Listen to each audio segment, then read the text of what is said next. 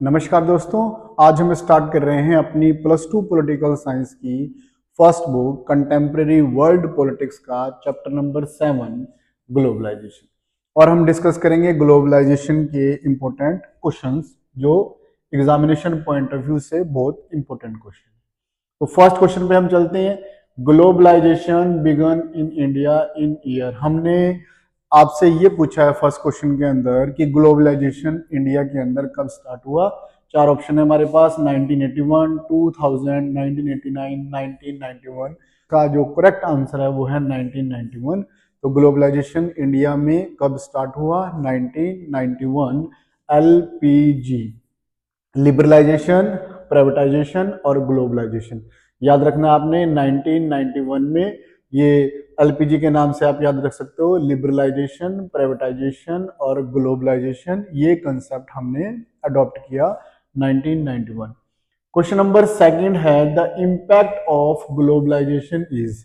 Globalisation का impact कैसे होता है? चार ऑप्शन आपके पास हैं।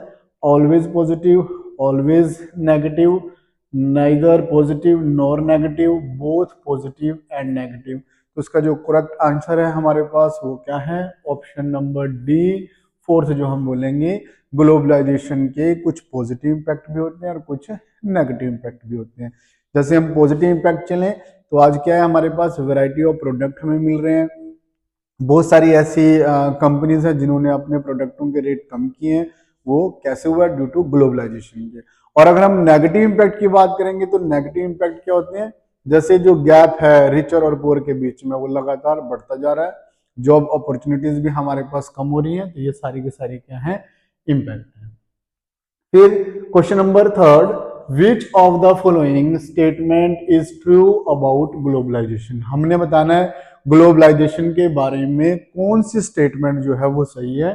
Globalisation is not only about movement of commodities.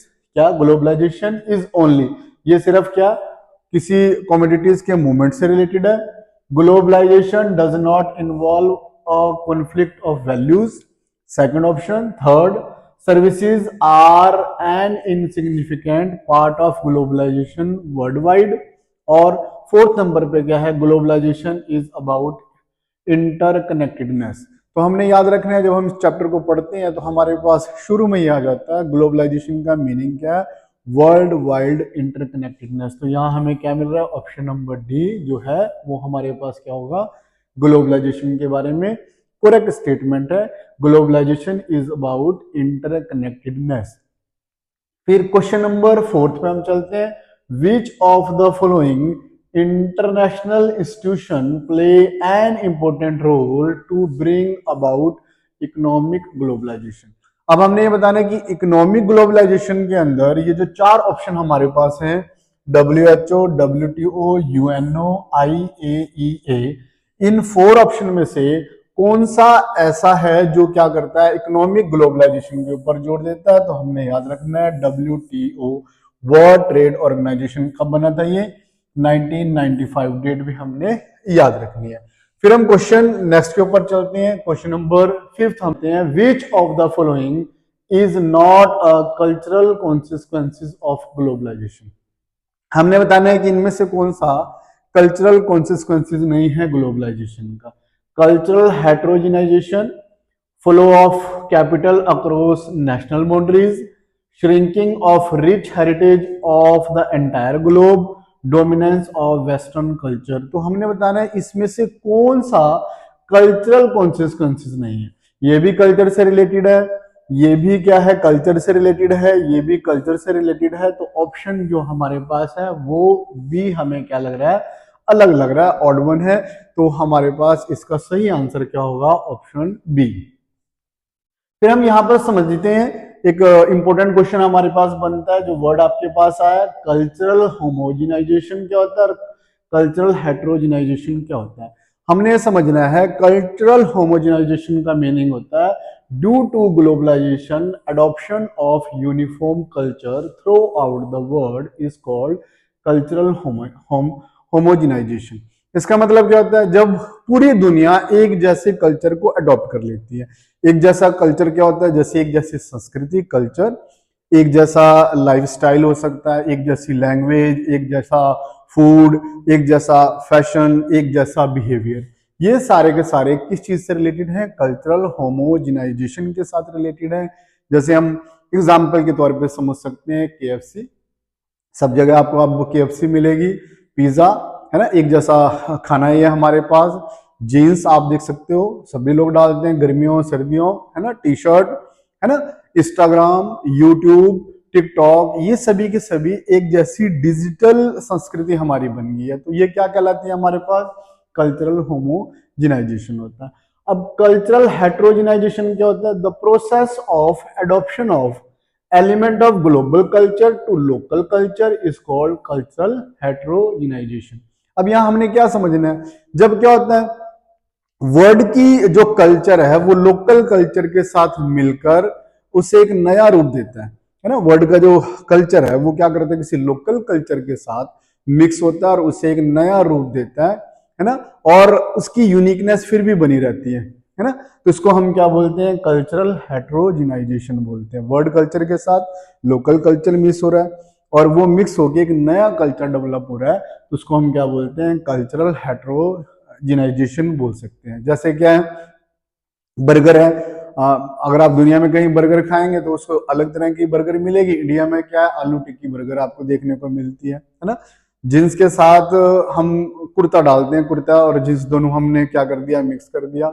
आज बॉलीवुड की जो हम मूवीज देखते हैं उन मूवीज के अंदर हमें एक्शन दिखता है हॉलीवुड जैसा, और स्टोरी जो होती है हमारी वो लोकल होती है। तो ये सारा का सारा क्या है? हमारे पास कल्चरल हेट्रोजिनाइजेशन होता है। यहाँ पे तो एक जैसा यूनिफॉर्म कल्चर होता है, यहाँ पे क्या होता है? वर्ड का कल्चर लोकल कल्चर के साथ मिलता है और उसे एक नया रूप देता है, उसको हम क्या बोलते हैं? Cultural heterogenisation. Next question, question number 6, choose the correct option that has significantly contributed to the process of globalisation. Globalisation की प्रोसेस में किसने इंपॉर्टेंट रोल निभाया है? 4 ऑप्शन है। फियर ऑफ वॉर, सेकंड क्या है? सिक्योरिटी थ्रेट, फोर्थ नंबर पे advancement in technology, और जो डी है हमारे पास achievement of the United Nation. तो यहाँ आप अगर ध्यान से समझेंगे, थोड़ा सा पढ़ेंगे तो आपको इसका आंसर मिल जाएगा, एडवांसमेंट इन टेक्नोलॉजी। आज टेक्नोलॉजी के एडवांसमेंट के कारण दुनिया क्या बन गया? एक ग्लोबल विलेज बन गई है। ग्लोबल विलेज का मतलब बड़ी जल्दी से हम एक दूसरे के साथ क्या करते हैं? अटैच हो जाते हैं। तो ये सारा का सारा इसके अंदर कंट्रीब्यूशन कौन कर रहा है? टेक्नोलॉजी कर रही है। वर्ल्ड में क्या होता है वो सारी की सारी खबर हमें 2 मिनट के अंदर क्या हो जाती है? मिल जाती है। पूरे वर्ल्ड को उस चीज का पता चल जाता है। तो ये क्या कहलाता है हमारे पास? Which of the following provides a global platform to opponents of globalisation. जो ग्लोबलाइजेशन को अपोज करने वाले लोग होते हैं उनके लिए कौन सा प्लेटफॉर्म काम करता है? World consumer forum, amenity international, world economic forum या वर्ल्ड सोशल फोरम? तो इसका आंसर क्या है हमारे पास? World social forum. एक ऐसा ऑर्गेनाइजेशन है जो क्या करता है? ग्लोबलाइजेशन की ड्रॉबैक्स को भी बताता है कि ग्लोबलाइजेशन के क्या क्या इम्पैक्ट पड़ते हैं, और वो न्यू लिबरल ग्लोबलाइजेशन को अपोज करते हैं। When was the first meeting of WSF? जो मैंने अभी आपको बताया, वर्ल्ड सोशल फोरम की फर्स्ट मीटिंग हमारे पास कहाँ पे हुई थी? पोर्ट एलग्रे 2001 के अंदर, मुंबई 2000 के अंदर, न्यू दिल्ली 2004 या लंदन 1998। तो हमने याद रखना है कब हुई है ये? ब्राजील के अंदर हुई है। ब्राजील के अंदर, ब्राजील में कौन सी जगह पड़ती है ये? पोर्ट एलग्रे 2001, वहां पर WSF की वर्ल्ड सोशल फोरम की पहली मीटिंग हुई है। फिर हम next question, question number 9, identify the platform to bring together a wide coalition of human right activist, environmentalist and women activist. मतलब इन सभी को साथ लेकर चलने वाला कौन सा ऑर्गेनाइजेशन है, कौन सा कोलिशन है जो क्या करता है? ह्यूमन राइट्स वालों के साथ, इन्वायरमेंटलिस्ट के साथ और वुमेन एक्टिविस्ट के साथ मिलकर काम करता है। 4 ऑप्शन हमारे पास है। फिर world social forum, world trade organisation, social globalisation, cultural homogenisation. तो यहाँ पर अभी हमने डिस्कस किया है वो क्या है? वर्ल्ड सोशल फोरम है। और इसकी फर्स्ट मीटिंग कहां पे हुई थी? पोर्ट एलग्रे, ब्राजील के अंदर। फिर हम question number 10, which of the following statement are true about globalisation. हमने बताना है इनमें से कौन सी स्टेटमेंट ऐसी है जो ग्लोबलाइजेशन के बारे में ट्रू है। कौन सी है? Globalisation is purely an economic phenomena. क्या ग्लोबलाइजेशन केवल प्योरली एक इकोनॉमिक फिनोमिना है? ग्लोबलाइजेशन बिगन इन 1991, मैंने आपको बताया था कब स्टार्ट हुई। LPG, liberalisation, privatisation, globalisation 1991। Globalisation is the same thing as westernisation. Globalisation को हम किसकी तरह देख सकते हैं? वेस्टर्नाइजेशन की तरह। या fourth option, globalisation is multi dimensional phenomena. क्या ग्लोबलाइजेशन एक मल्टी फिनोमिना है? यस, ग्लोबलाइजेशन एक मल्टी डायमेंशनल फिनोमिना है जिसमें cultural consequences, cultural globalisation, political globalisation, economic globalisation हम पढ़ते हैं। तो ये सारा का सारा क्या है हमारे पास? एक मल्टी डायमेंशनल फिनोमिना है। Question number 11, the main agenda of the world social forum is. World social forum से हमारे पास 2 मार्क्स का भी एक इंपॉर्टेंट क्वेश्चन बनता है कि वर्ल्ड सोशल फोरम क्या काम करता है। अपोज करता है ये टेररिज्म को, अपोज करता है ये न्यू लिबरल ग्लोबलाइजेशन को, अपोज करता है ये कॉलोनाइजेशन को, अपोज करता है ये कम्युनिज्म को। तो ये किसको करता है? न्यू लिबरल ग्लोबलाइजेशन को अपोज करता है क्या? World social forum. World social forum किसको अपोज करता है? न्यू लिबरल ग्लोबलाइजेशन को। ग्लोबलाइजेशन होता क्या? न्यू लिबरल ग्लोबलाइजेशन का मतलब होता है जब गवर्नमेंट क्या करती है? खुली मार्केट बना देती है, बाजार को ओपन कर देती है कंपटीशन के लिए, है ना, इसको कंपटीशन बोलते हैं। और अपना जो कंट्रोल है वो धीरे धीरे कम कर देती है, प्राइवेटाइजेशन के ऊपर जोर देती है, लिबरलाइजेशन के ऊपर जोर देती है। फॉरेस्ट कंपनियां डायरेक्ट इन्वेस्टमेंट कर सकती हैं, है ना। और जो प्राइवेट एरिया है उसका क्या होने लग जाता है? विस्तार होने लग जाता है, वो फैलने लग जाता है। इसी को हम क्या बोलते हैं? न्यू लिबरल ग्लोबलाइजेशन बोलते हैं। और इंडिया के अंदर कब से स्टार्ट हुआ ये? एलपीजी, लिबरलाइजेशन, प्राइवेटाइजेशन, ग्लोबलाइजेशन, ये 1991 की। जैसे आज आप रिलायंस को देख रहे हैं, टाटा को देख रहे हैं, ये सारे के सारी प्राइवेट कंपनी है और इन्हें फ्रीडम मिली हुई है। अमेजोन देख सकते हो, वॉलमार्ट आप देख सकते हो, एप्पल आप देख सकते हो, ये विदेशी कंपनियां जितनी भी हैं वो भारत में आ रही हैं और भारत के अंदर क्या कर रही हैं? अपनी मार्केट को स्ट्रॉन्ग बना रही हैं। लोकल मार्केट हमारी धीरे धीरे खत्म हो रही है ना। तो ये सारा का सारा क्या है? न्यू लिबरल ग्लोबलाइजेशन है। तो जो WSR वर्ल्ड सोशल फोरम के एक्टिविस्ट हैं वो लोग इसका क्या करते हैं? अपोज करते हैं कि गवर्नमेंट को क्या करना चाहिए? जो down trodden section of the society है उसके लिए भी पॉलिसीज और प्रोग्राम बनाने चाहिए। क्वेश्चन नंबर 12 हमारे पास, which of the following is a feature of McDonaldisation of the world. McDonaldisation of the world का कौन सा फीचर है इसमें? Investment flowing from developed countries to developing country, ये डेवलप्ड कंट्री से डेवलपिंग कंट्री की तरफ चलती है investment. Influence of the culture of politically and economically dominant societies like USA on the less powerful one. क्या बड़ी बड़ी जो देश है हमारे पास, डेवलप्ड कंट्रीज हैं, जैसे यूएसए एग्जांपल है, उसके कल्चर का इम्पैक्ट पूरी दुनिया के ऊपर पड़ रहा है और दुनिया होमोजेनाइजेशन की तरफ बढ़ रही है। Increased flow of foreign goods into country, country के अंदर फॉरेन गुड्स क्या हो रहे हैं? लगातार बढ़ रही है। ऑल ऑफ अबव, क्या ऑल ऑफ अबव है? तो इसका आंसर हमारे पास क्या है? Option B. मैकडोनलाइजेशन का मतलब होता है क्या? इन्फ्लुएंस ऑफ कल्चर, किसका? पॉलिटिकली और जो इकोनॉमिकली डोमिनेंट सोसाइटीज हैं जैसे यूएसए, वो क्या करती हैं? जो लेस पावरफुल कंट्रीज हैं उनके ऊपर अपना इंपैक्ट डालती हैं। इसको मैकडोनलाइजेशन बोलते हैं। अब हम यहां समझते हैं है क्या ये कंसेप्ट जॉर्ज रिटजर ने दिया था। क्या दिया था उन्होंने? इसमें क्या समझाया उन्होंने कि आज जितने भी कंट्री के अंदर सर्विसेज है, जितने भी ऑर्गेनाइजेशन है, वो मैकडोनाल्ड फास्ट फूड सिस्टम की तरह क्या कर रहे हैं? काम कर रहे हैं। कैसे काम करेंगे सारे? आज हमारे पास क्या हो गया? मशीन आधारित सिस्टम बन गया हमारा सारा का सारा। जैसे मशीन से काम होता है वैसे ही क्या है? मशीन की तरह आज दुनिया क्या कर रही है? चल रही है। इसी को क्या बोला गया है? मैकडोनलाइजेशन। जैसे मैकडी फटाफट आपको सर्विस प्रोवाइड कराती है, पूरे भारत में आपको एक जैसी उनकी सर्विस मिलेंगी, एक जैसे उनके बर्गर का टेस्ट मिलेगा। वैसे ही क्या है? ये सारा का सारा क्या है, पूरी सिस्टम हमारा क्या हो रहा है, ऐसा बनता चला जा रहा है, मैक्डोनलाइजेशन की तरफ बढ़ रहा है। इसी को हमने यहाँ पर समझा है। Question number 13, when were new economic reforms announced? New economic reforms कब अनाउंस किए गए? आंसर हमारे पास देख के पता चल रहा है, हमने थोड़ी देर पहले डिस्कस किया है 1991 के अंदर। Next question, question number 14, the 17th WSF meeting was held in?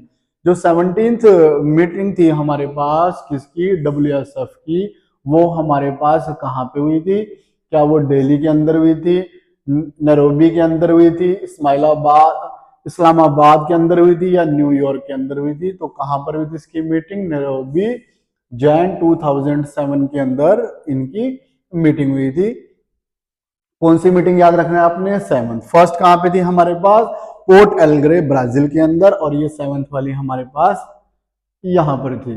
अगला चलें question number 15, why was the protest regarding trade rule in WTO?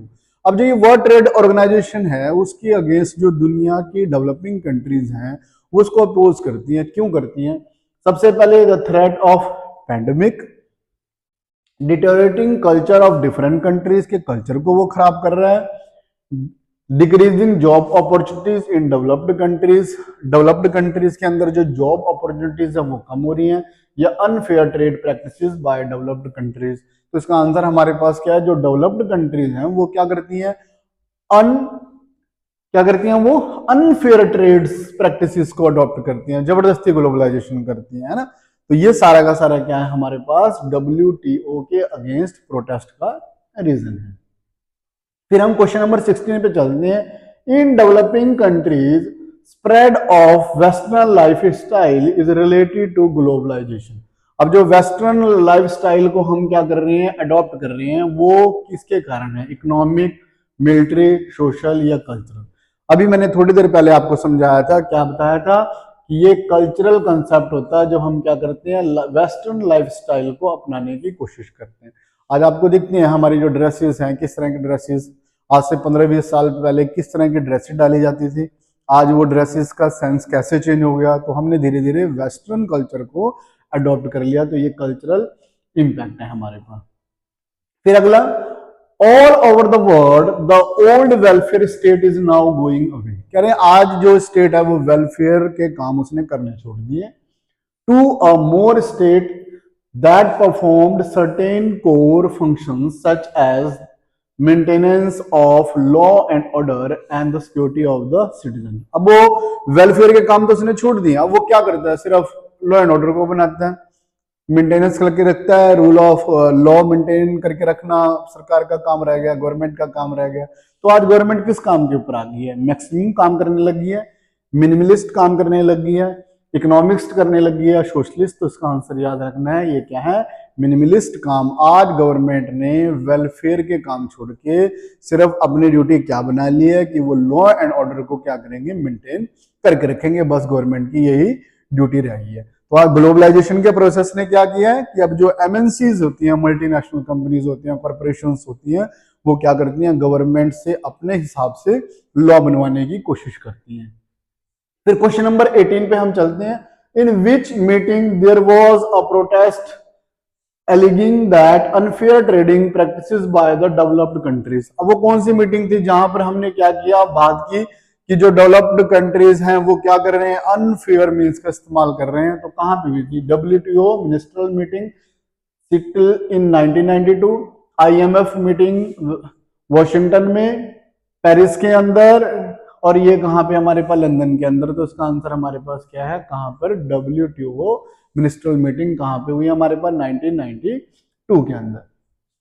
Question number 19, which of the following statement are true about causes of globalisation?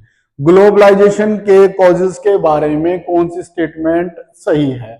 Real cause of globalisation was an attempt by USA to establish dominance over the world. क्या USA ने अपने dominance को बढ़ाने के लिए globalisation start किया? Globalisation was caused by particular class of people who sought to improve their chances of profit. People living in the northern Europe caused globalization to happen. या technology and interconnectedness between nations facilitated the globalisation. तो यहाँ हम थोड़े भी question को ध्यान से समझते हैं तो ये वाला क्वेश्चन हमें ठीक लग रहा है। टेक्नोलॉजी हमने पहले भी पढ़ा, इंटरकनेक्टेडनेस हमने पढ़ा, इंटरडिपेंडेंस हमने पढ़ा, तो ये हमारे पास क्या बनते हैं, ग्लोबलाइजेशन का कारण बनता है। Question number 20, arrange the following in chronological order. हमने क्या करना है, इसको क्रोनोलॉजिकल ऑर्डर के अंदर लगाना है। सबसे पहले हम चलते हैं इकोनॉमिक रिफॉर्म्स 1991 में, फिर हमारे पास फर्स्ट मीटिंग कब हुई, हमारे पास 2001 के अंदर, ये कब आया था 1992 के अंदर, अभी हमने पढ़ा था प्रोटेस्ट सिटेल के अंदर। कौन सा ऑप्शन हमारे पास ठीक लग रहा है, पहला हमारे पास फर्स्ट, फर्स्ट के बाद थर्ड, थर्ड के बाद कौन सा हमारे पास सेकंड है। तो first third second, first third second, तो हमारे पास कौन सा ऑप्शन सही हो गया, ऑप्शन ए। तो ये थे आज के हमारे पॉलिटिकल साइंस के ग्लोबलाइजेशन चैप्टर के वो मोस्ट इंपोर्टेंट 20 क्वेश्चंस जो कई बार एग्जाम में पूछे जाते हैं। तो हम नेक्स्ट वीडियो के अंदर करेंगे अपना नेक्स्ट चैप्टर और उसके इंपोर्टेंट क्वेश्चंस।